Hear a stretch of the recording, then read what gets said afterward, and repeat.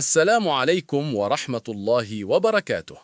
அல்லாஹவையன்றி மற்றவர்களை பிரார்த்திப்பது பயனற்றது என்பதால் இணை கற்பிக்க நியாயமில்லை. வெறும் சப்தத்தையும் ஓசையையும் மட்டுமே கேட்கும் கால்மடைகளை அழைப்பதற்காக சப்தம் போடுபவனின் தன்மை போன்றே ஏக இறைவனை மறுப்போரின் தன்மை உள்ளது.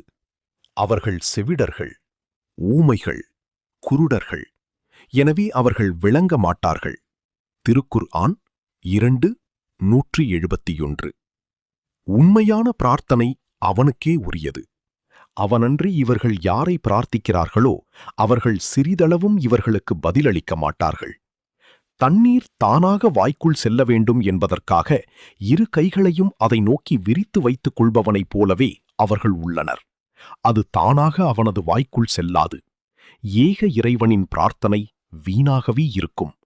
திருக்குர்ஆன் 13:14. அல்லாஹுவுக்கு அர்ப்பணித்து அவனுக்கு இணை கற்பிக்காதோராக ஆகுங்கள். அல்லாஹுவுக்கு இணை கற்பிப்பவன் வானத்திலிருந்து விழுந்து பறவைகள் தூக்கிச் சென்றவனைப் போல் அல்லது காற்று தூரமான இடத்தில் கொண்டு போய் போட்டவனைப் போல் ஆவான். திருக்குர்ஆன் 22:31. அல்லாஹுவையன்றி பாதுகாவலர்களை ஏற்படுத்திக் கொண்டோரின் உதாரணம் சிலந்தி பூச்சியைப் போன்றது.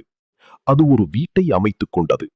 வீடுகளிலேயே சிலந்தியின் வீடுதான் மிகவும் பலவீனமானது. அதை அவர்கள் அறியக்கூடாதா?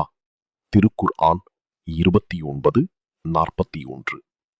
உங்களிடமிருந்தே அவன் உங்களுக்கு ஓர் உதாரணத்தை கூறுகிறான்.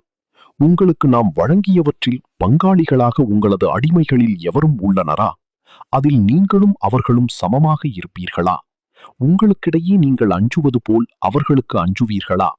விளங்கும் சமுதாயத்துக்கு இவ்வாறே வசனங்களை தெளிவுபடுத்துகிறோம். திருக்குர்ஆன் 30:28. அல்லாஹுவே உண்மையானவன்.